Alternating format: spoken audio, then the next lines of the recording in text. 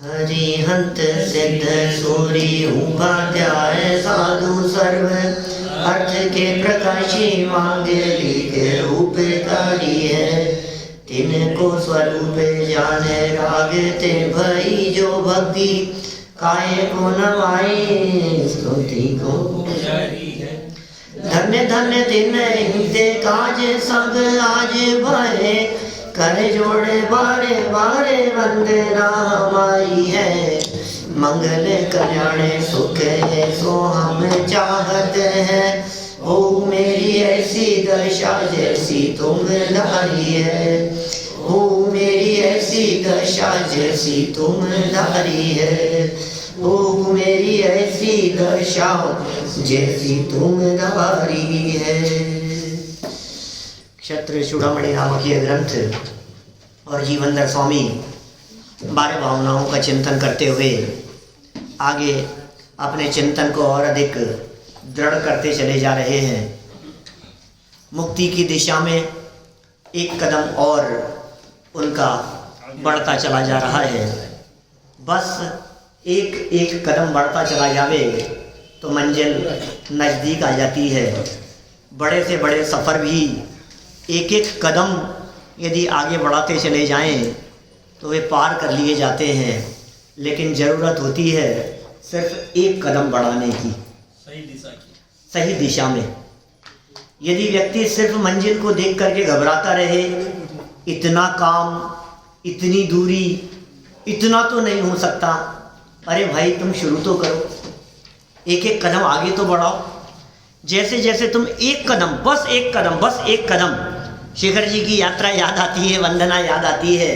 एक एक कदम के लिए आगे हिम्मत बढ़ाते चले जाते हैं और वंदना पूरी हो जाती है। मुक्ति के मार्ग और मुक्ति की दिशा में भी यहाँ जीवनधर स्वामी के एक एक कदम उत्तर उत्तर बढ़ते चले जा रहे हैं। वैरागी की तरफ बढ़ते हुए 12 भावनाओं का चिंतन करने लगे। 12 भावनाओं का चिंतन करते करते जब वो चिंतन एक किसी विशिष्ट लेवल पर पहुंचा तो फिर वे जिन मंदिर की ओर रवाना हुए। जिन मंदिर में दर्शन पूजन करने के उपरांत वहाँ मुनिराज मिल गए। कोई रिद्धिधारी मुनिराज थे, चारण रिद्धिधारी मुनिराज थे। उन मुनिराजों के समीप बैठकर उनके उपदेश का लाभ लिया, धर्मोपदेश का लाभ लिया। देखिए, दर्शन करने के उपरांत भगवान का उपदेश सुनना या भगवान के द्वारा बतलाई गई बात को सुनना, यह उचित ही है, योग्य ही है। इस संबंध में कल हमने काफ़ी विस्तार से चर्चा की थी आपके बीच में कि भाई सुनो, सुनाने की अपेक्षा से सुनना ज़्यादा श्रेष्ठ है। और प्रकृति की इस रचना को देखो कि मुंह एक है और कान दो, सुनो डबल और बोलो कम, माने कम बोलो ज़्यादा सुनो। और वे लोग सच में बहुत महान होते हैं जो बोलते कम हैं। कम बोलने वाले बुद्धिमान भी होते हैं, यह बात भी जगत में प्रसिद्ध है। तो प्रकृति ये कह रही है आपको कम बोलो, सुनो सुनो सुनो सुनो, समझो। यहाँ जिनेंद्र देव की बात को जीवनधर कुमार ने, जीवनधर स्वामी ने सुनना शुरू किया, उपदेश को सुनना शुरू किया। और उपदेश सुनते सुनते अचानक परिणाम आया कि हे महाराज, हे मुनिराज, मुझे अपने अतीत के बारे में कुछ बता दो। ऐसा विकल्प आया तो वे मुनिराज जो चारण रिद्धिधारी मुनिराज थे, जो अवधि ज्ञानी मुनिराज थे, जो निमित्त ज्ञानी मुनिराज थे, जो भूत भविष्य को जानने वाले थे, उन्होंने देखकर इनके भूतकाल के बारे में कुछ बातें कहना शुरू किया। और यहाँ से शुरू होती है नई उपकथा, एक छोटी सी उपकथा। ये अंतिम उपकथा है क्योंकि ये ग्रंथ संपन्नता की ओर है, क्योंकि जीवनधर स्वामी के कदम अब बहुत तीव्र गति से आगे बढ़ रहे हैं और शीघ्र ही ये अपनी मंजिल को प्राप्त करने वाले हैं। शास्त्र स्वाध्याय नहीं होता हो वहाँ पे फिर अपने आप ही शास्त्र स्वाध्याय जहाँ न होता हो, वे स्वयं शास्त्र का स्वाध्याय करें। जहाँ प्रवचन नहीं होता हो वहाँ बैठ करके स्वाध्याय करें। बालबोध पाठमाला पहला भाग, चौथा पाठ है उसका, देव दर्शन नाम है उस पाठ का। देव दर्शन की विधि उसमें बतलाई गई है।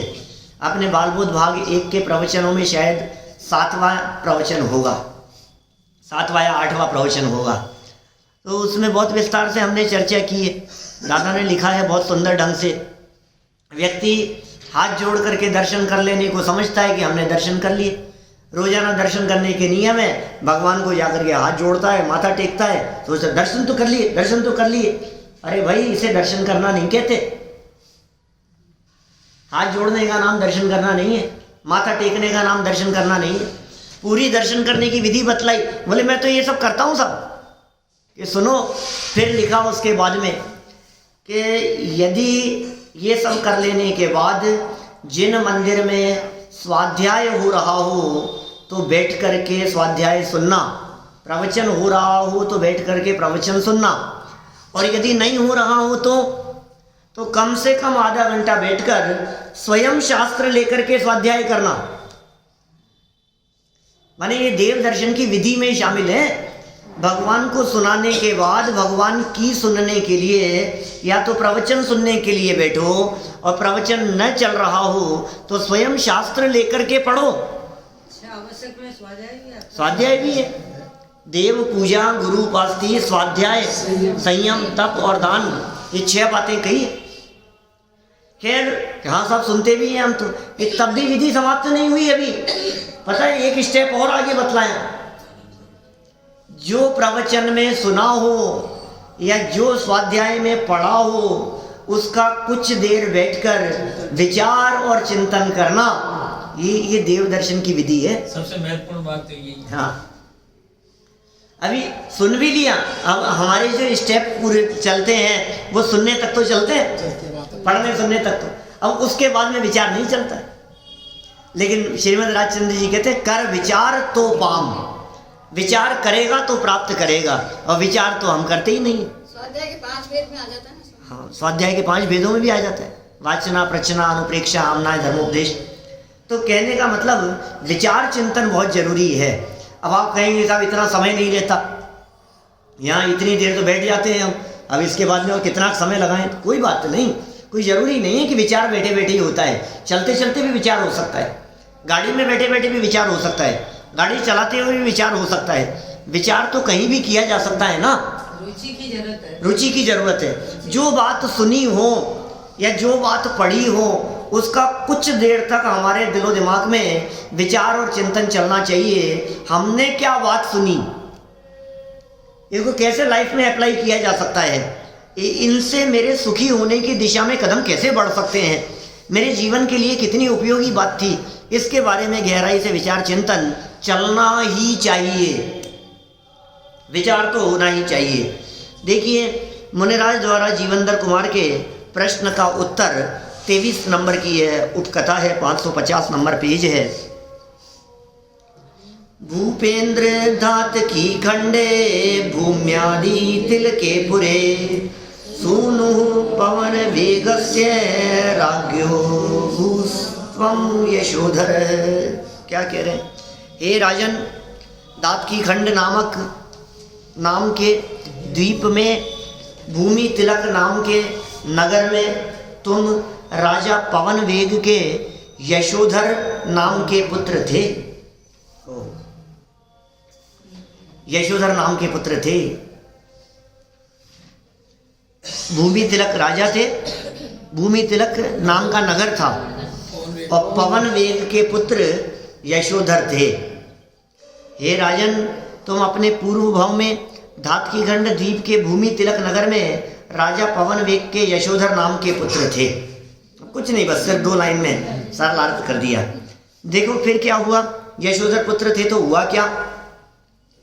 राजहंस कदाचित्वं राजहंसस्य शावकं नीडात् मानीय निर्वध्यमभिविद। हे राजश्रेष्ठ, तुमने किसी समय हंस के बच्चे को खेलने के लिए घोंसले से लाकर उसका निर्दोषता से पालन पोषण किया। क्या कह रहे हैं? तुम राजा थे, हंस के बच्चे को खेलने के लिए घोंसले से ले आए और निर्दोषता से उसका पालन पोषण किया। माने उस हंस के बच्चे को अपने घर में कहीं घोंसले में कहीं देखा होगा तुम अपने पास में ले आए निर्दोष रीति से उसका पालन पोषण करने के लिए। हे राजन, एक समय तुम किसी राजहंस के बच्चे को अपने मनोविनोद के लिए पकड़ कर ले आए और उसे पिंजड़े में बंद कर उसका पालन पोषण करने लगे। बस कितनी सरल सरल कथा चल रही है? देखो फिर क्या कह रहे हैं आगे। तत्कुतोपि समाकर्ण्य धर्म विद्य सते पिता तदा धर्ममुपादीक्ष्य धार्मिक। उस समय उस तुम्हारे धर्मात्मा पिता ने यह बात कहीं से सुनकर तुमको धर्म का उपदेश दिया, जिस उपदेश के सुनने से तुम अत्यंत धर्मात्मा बन गए। क्या है यह समाचार? जब तुम्हारे पिता को मालूम हुआ, जब तुम्हारे पिता को ये पता लगा कि तुमने किसी हंस को पिंजरे में बंद कर लिया है, अपने मनोविनोद के लिए ले आए हो, अच्छे से पालन पोषण भी कर रहे हो उसका, तो तुम्हारे पिता को जब मालूम हुआ तो उन्होंने तुम्हें बहुत समझाया, तुम्हें धर्म का उपदेश दिया। तब तुमने उस राजहंस के बच्चे को तो मुक्त कर दिया और स्वयं संसार से उदासीन होकर धर्मात्मा हो गए। इस घटना से तुमने दीक्षा ले ली। सच में ये जो पशुओं को जो पालते हैं ना, ये पशु पालन योग्य नहीं है। कोई भी पशु हो, हाँ कुत्ता भी हो, लोग तो आजकल बिल्ली पालने का फैशन चलता है कुत्ते की जगह बिल्लियां पाली जा रही है। पहले कुत्ते बहुत पालते थे। चूहे अब जो भी चलता हो, विदेशों में बिल्लियां बहुत पाली जा रही है, कछुए पाले जाते हैं। अपने देश में तो बैन है कछुए पालना, लेकिन विदेशों में कछुए पाले जाते हैं। घरों में हमारे को कछुए दिखते हैं, घर में कछुए हैं, तो ये जो है उचित नहीं है। ये डॉक्टर के जाते हैं तो भी वो उस कांच में बंद करके रोज जानवरों को, हाँ मछलियों को रखते हैं सब इस तरह से।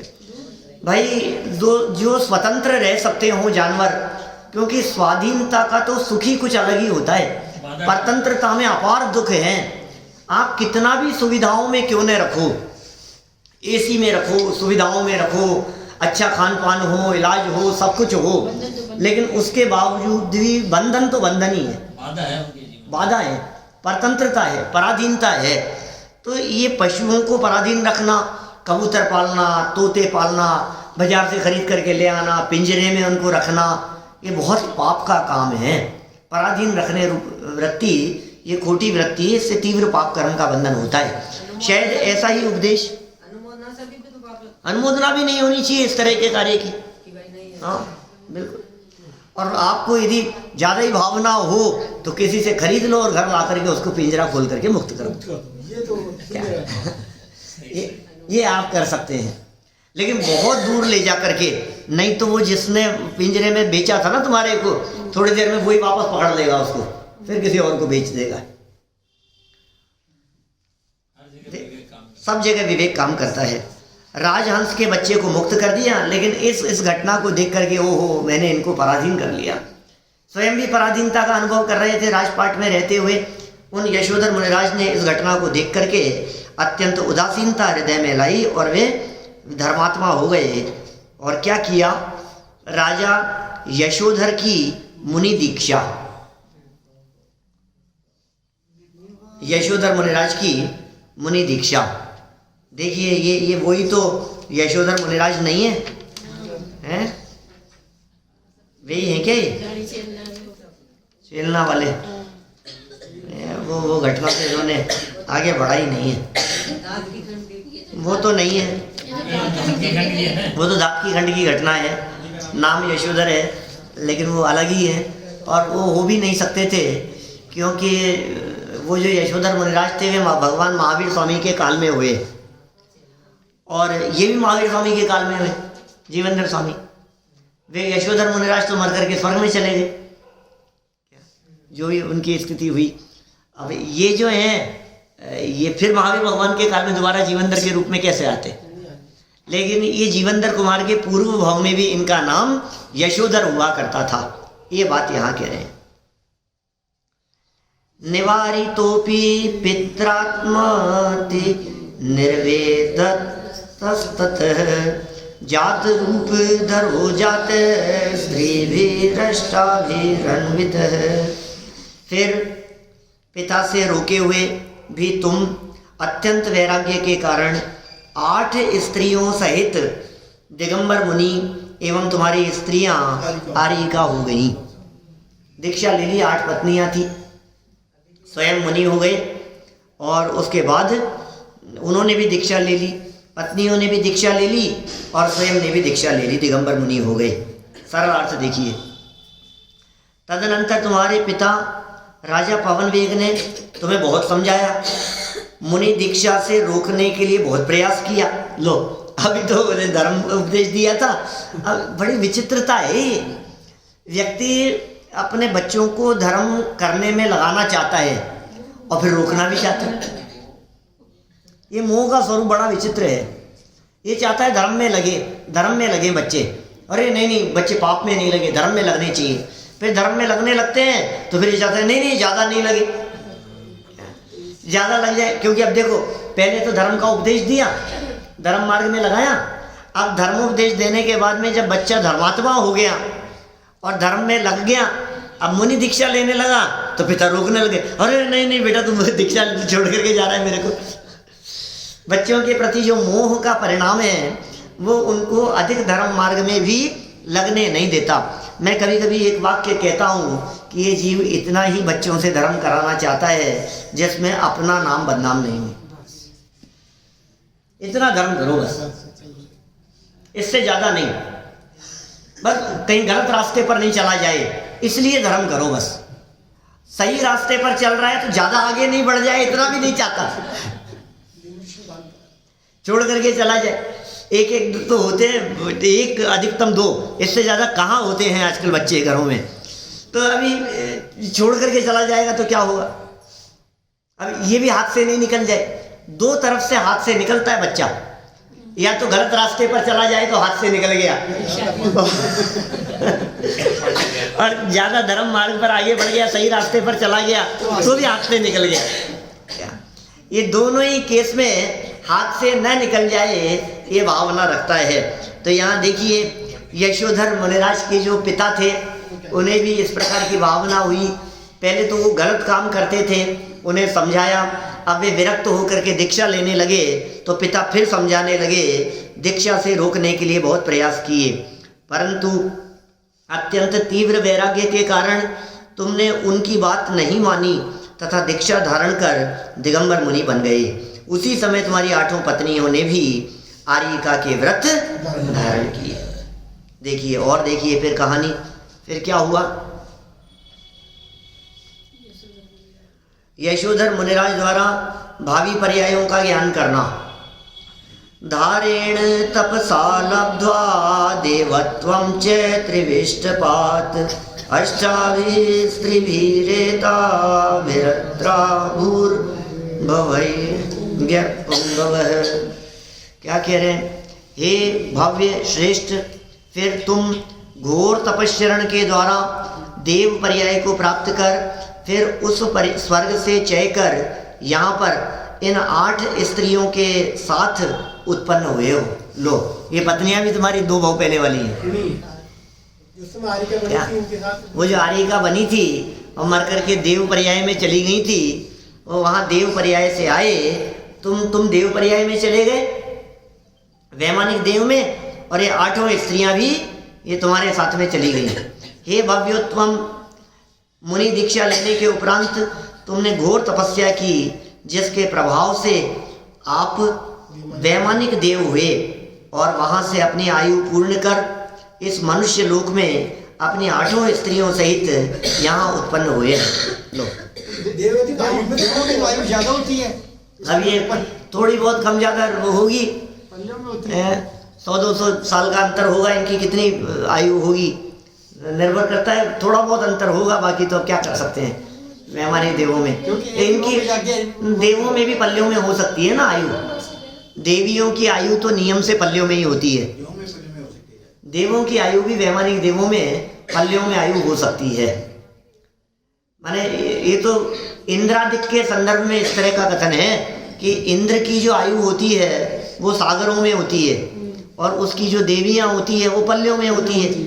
तो एक इंद्र के जीवन काल में अनगिनती देवांगनाएं जीवन पूरा करके चली जाती है, लेकिन हो सकता है पल्लियों की आयु वाले रहे हों, तो लगभग समान आयु के धारी रहे वहाँ, और वहाँ से आयु पूरी करके मनुष्य लोक में 8 पत्नियों सहित यहाँ उत्पन्न हुए हैं राजपुरी नाम की नगरी में। देखिए फिर पूर्व पर्याय के परिणामों का फल अब देखिए जरा, और क्या कहते हैं। स्वपदाद्वाल हंसस्य पितृभ्यां च पुरा भवे वियोजनाद्वियोगस्ते बंधो भूदिव बंधनात्। इसलिए पूर्व जन्म में हंस के बच्चे को अपने स्थान और उसके स्थान और माता पिता से वियोग करने से तुम्हारा स्थान और माता पिता से वियोग और उस बच्चे को पिंजरे में बंद कर रोकने से तुम्हारा बंधन हुआ। ओहो, देखो आप कर्मों का खेल, कर्मों का सब खेल जग में हो रहा। हमें पता नहीं लगता है, हमें परिस्थिति का पता नहीं लगता, हमें लगता है मेरे साथ ही ऐसा क्यों हो रहा है। भाई तूने पूर्व में किसी के साथ में ऐसा कुछ किया होगा। क्या क्या किया था इन्होंने, उस हंस के बच्चे को अपने माँ बाप से अलग कर दिया, उस हंस के बच्चे को उठा करके ले आए और पिंजरे में बंद कर दिया। ये कह रहे हैं इसी घटना के कारण, माता पिता से वियोग कराने के कारण और वियोग करने से तुम्हारा स्थान परिवर्तन हुआ, और बच्चे को पिंजरे में बंद करने से तुम्हें स्वयं बंधन हुआ। जीवनधर स्वामी के साथ भी तो ऐसा ही हुआ। अरे पता है ना क्या हुआ था, शमशान में इनका जन्म हुआ था। तो ये माता पिता से अलग हो गए, पिता का वियोग हो गया, माँ से भी अलग रहना पड़ा आपको, फिर कहाँ पले, और फिर उसके बाद में फिर बंधन में सेठ के यहाँ चले गए, या समझ लो आप काष्टांगार ने भी बंधन में डालने का प्रयास किया। तो फिर बंधे क्यों नहीं कि तूने फिर उसको छोड़ दिया था ना, तेरे परिणाम बदल गए क्या, इसलिए तू भी छूट गया। ऐसा ही होता है, किस तरह से कर्म हमारे परिणामों के हिसाब से बंधते रहते हैं, हमें पता नहीं है। क्षण क्षण के परिणामों का फल लगता है, क्षण क्षण के, प्रति पल हमारे परिणाम बढ़ते चले जाते हैं, बदलते चले जाते हैं, और उन परिणामों के कारण उतार चढ़ाव होता चला जाता है। हर क्षण ऐसा होता रहता है। देखो यहाँ क्या कह रहे हैं सरल अर्थ में, हे राजा जीवनधर, आपने यशोधर राजा के भव में राजहंस के बच्चे को उसके स्थान से तथा उसके माता पिता से कुछ समय के लिए अलग किया था। उन परिणामों के फलस्वरूप आपको इस मनुष्य भाव में अपने राज्य पद और माता पिता के वियोग के दुख को अनेक वर्षों तक भोगना अनिवार्य हो गया। देखो, थोड़े समय के लिए किया और लंबे समय के लिए भोगना अनिवार्य हो गया। हम नहीं उसकी कथा सुनाते हैं आपको, अंजना की 22 मिनट के लिए दर्शन से वंचित रखा और 22 साल के लिए पति का वियोग भोगना पड़ा। माने 22 मिनट की सजा 22 वर्षों तक इसी तरह से कुछ मिनटों के लिए, कुछ देर के लिए इन्होंने बंधन में रखा, पिताजी ने समझाया और फिर छोड़ दिया। उसकी सजा आपको बहुत वर्षों तक अपने माता पिता के वियोग से वियोग जन्य दुख को भोगना पड़ा। इन्होंने तो धर्म धारण कर लिया, इसलिए फिर भी पाप से फिर बच गए। सही बात है, सही बात है। आपने राजहंस के बच्चे को पिंजरे के बंधन में डाला था, अतः उसके फलस्वरूप आपको काष्टांगार के बंधन में रहना पड़ा। राजा जीवनधर कुमार की मन स्थिति, आगे बढ़ते हैं। देखो, इति योगेंद्र वाक्येन भोगीव पविपातत भीतो राज्यादयं राजा प्रणम्य स्वपुरीमयात्। इस प्रकार मुनि के वचनों से, बिजली के गिरने से डरे हुए सर्प की तरह राज्य से भयभीत ये राजा जीवनधर कुमार मुनि को नमस्कार कर अपनी नगरी में आ गए। घबरा गए। ओ कैसा पाप हो गया मेरे से। लगता है कभी ऐसा अपने को, जब कभी ऐसी घटना सुनते हैं और अपने आप के बारे में सुनते हैं तो ज़्यादा फील होता है। तुम्हारे साथ ये जो परिस्थिति बनी ना, ये तुमने ऐसा किया था पूर्व जन्म में। ओ हो, हमने क्या पाप कर लिए। घबराहट होने लगी इनको, और कैसी घबराहट हुई कि मानो बिजली गिरने की जैसी स्थिति बन गई हो। डरे हुए सर्प की तरह बिजलियां कड़क रही है, बिजलियों के कड़कने से ही घबराते हैं। ये सर्प आदि जो जीव होते हैं ये बहुत डरते हैं, काले सर्प। और जब बिजली कड़क करके गिरने लगे तो भागते हैं डरते हुए अपने बिल की तरफ। ऐसे भयभीत राजा जीवंदर कुमार मुनि को नमस्कार कर अपनी नगरी में आ गए।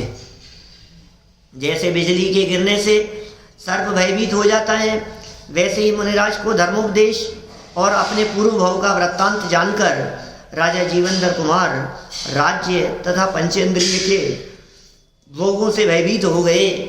तदनंतर मुनिराज को नमस्कार कर विरक्त राजा जीवंदर कुमार ने अपनी राजपुरी नगरी की ओर प्रस्थान किया।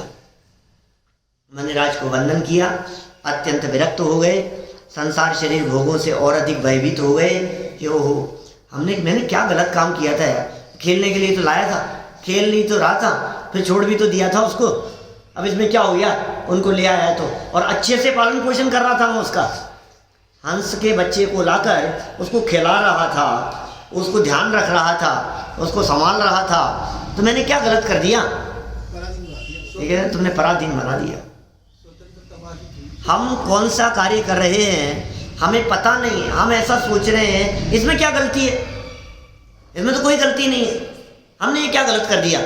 अच्छा ही तो कर रहा हूँ कि तुझे पता नहीं है तेरे इस अच्छे में भी कुछ अपराध छिपा हुआ है।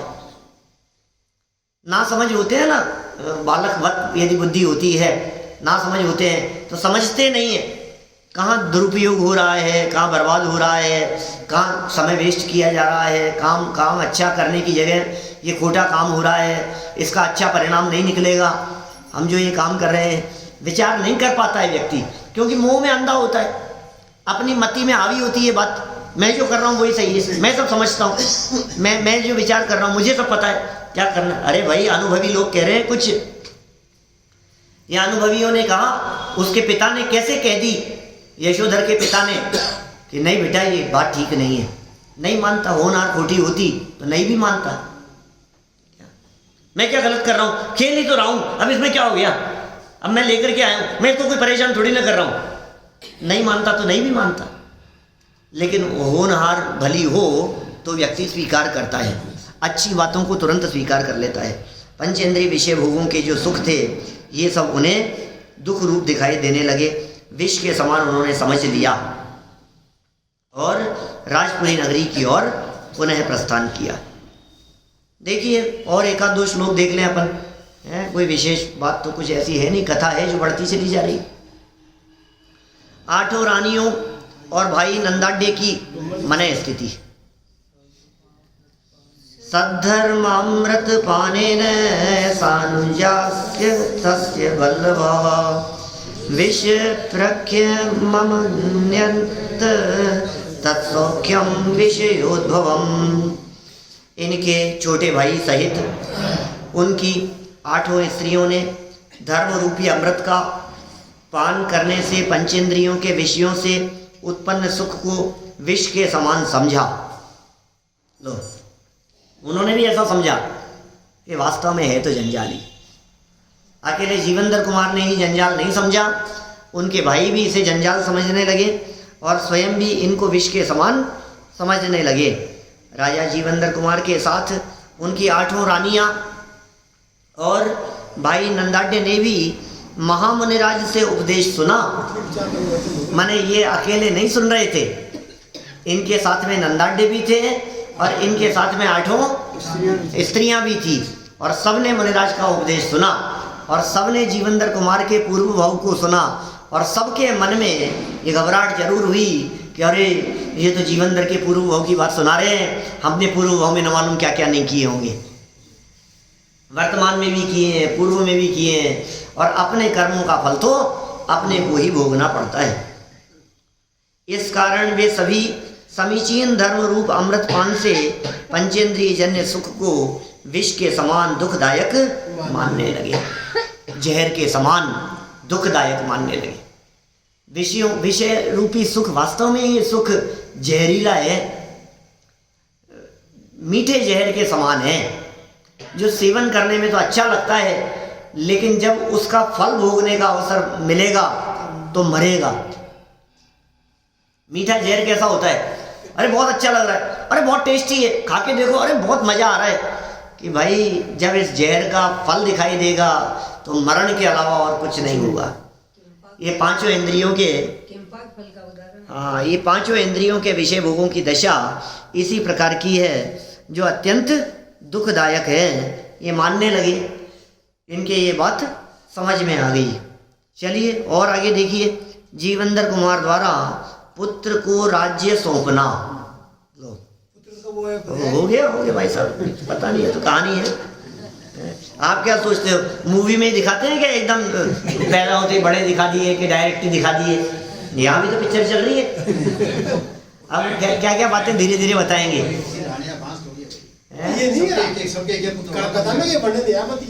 हाँ, वर्णन नहीं आया अभी तक कथा में, लेकिन इतना जरूर आ गया कि इसके भी पुत्र है, राज्य दे रहा है, पुत्र को राज्य सौंपना। हाँ, सब अंडरस्टूड, गर्वित हो गई बात। अभी तक नहीं पता लगा था, अब पता लग गया, बता तो दिया इन्होंने। देखो, तत्र गंधर्व दत्तायाः पुत्रं सत्यंधरार्यम्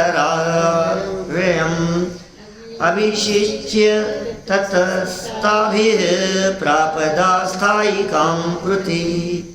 वहाँ पर बुद्धिमान राजा जीवंदर कुमार ने अपनी रानी गंधर्व दत्ता के सत्यंधर नाम के पुत्र को राज्याभिषेक करके राज्य सौंपकर फिर अपनी 8 स्त्रियों के साथ स्वयं भगवान के समूह शरण में पहुंचे। बेटे का नाम भी सत्येंद्र, दादाजी का नाम रखा है, दादाजी का नाम रखा, दादाजी का नाम रखा। देखो, हो सकता है जीवंदर कुमार के पुत्र पहले हो गए हों और इन्होंने तो सोचा हो मेरे पिता का नाम तो गंधोत्कच है, मेरा नाम सत्येंद्र जीवंदर है, तो पुत्र का जीवंदर से जुड़ता हुआ सत्येंद्र अच्छा लगेगा। पुत्र का सत्येंद्र रख लिया नाम। अब बाद में पता लगा कि भाई तुम तो महाराजा सत्येंद्र के बेटे हो, तो अब दादा का नाम भी, पिता का नाम भी सत्येंद्र हो गया और बेटे का नाम भी सत्येंद्र हो गया। तो पहले पढ़ गए थे, मुनि महाराज जो उपदेश दे रहे थे। क्या मुनि महाराज उपदेश भी पता पड़ गया था मैं सत्येंद्र का बेटा हूँ। उसकी शादी कहाँ हुई थी? हाँ, शिक्षा गुरु थे, दीक्षित शिक्षा गुरु जो थे आर्य नंदी के उपदेश से पहले पता लग गया था। खैर, ये तो पीछे से पुत्र जन्म हुआ हो, गंधर्व दत्ता ने नाम रख दिया हो। अब कुछ तो मानना ही पड़ेगा आपको। ये तो पत्नियों को छोड़ करके चले गए थे क्या? बाद में पीछे से जन्म हो गया हो, गर्भवती छोड़ करके चले गए हो। अब जो भी रही हो स्थिति, कुल मिलाकर के बात ये है कि बेटे का नाम भी सत्येंद्र है। हाँ, तो ये इन्होंने गंधर्व दत्ता इनकी प्रमुख पत्नी थी और उसके बेटे सत्येंद्र को राज्याभिषेक किया, राज्यभार सौंप दिया और अपनी 8 पत्नियों के साथ भगवान के समूह शरण में पहुंच गए। धर्मात्माओं का जीवन कैसा होता है, एक बार दिशा बदल गई ना, फिर दिशा बदलने में देर नहीं लगती। कितनी देर हुई है दिशा बदले हुए? अभी कहाँ थे? अभी तक तो राजपाट हासिल कर लिया था और उद्यान में पहुंचे थे और उद्यान में क्रीड़ा करने के लिए पहुंचे थे, उत्सव मना रहे थे। और अभी वो बंदर बंदरी को देखा और फिर बस भावनाओं का चिंतन करने लगे। मंदिर पहुंच गए, पूजन करी, मुनिराज का उपदेश सुना, पूर्व भव का वृत्तांत सुना और भगवान महावीर स्वामी के समूह शरण में पहुंच गए। और अभी ये पहुंच करके भी दीक्षा लेकर के और मोक्ष जाने वाले। ये दिशा बदलने की देर होती है बस, वक्त नहीं लगता। हाँ, फिर वक्त नहीं लगता है। सारा पुरुषार्थ दिशा बदलने में लगाओ। ये व्यक्ति दशा बदलने में तो अपना बहुत पुरुषार्थ लगाता है, लेकिन दिशा नहीं बदलना चाहता। ये कहता है मैं जो कर रहा हूँ वही सही है, मैं जिस दिशा में बढ़ रहा हूँ वही सही है। भाई ये सब दशाएं बदल जाएगी। तू एक बार दूसरी अपेक्षा से देख, तू एक बार दूसरा जो कह रहा है उस बात को स्वीकार कर। दिशा का निर्णय तो कठिन है। ये कठिन काम है। सारा जनागम दिशा के निर्णय के लिए है। सारा जनागम यदि सम्यक दर्शन के लिए है, वेद विज्ञान के लिए है, मोक्ष मार्ग में कदम बढ़ाने का उपदेश देने के लिए है, तो उसका अर्थ सिर्फ इतना ही है कि दिशा बदलने के लिए।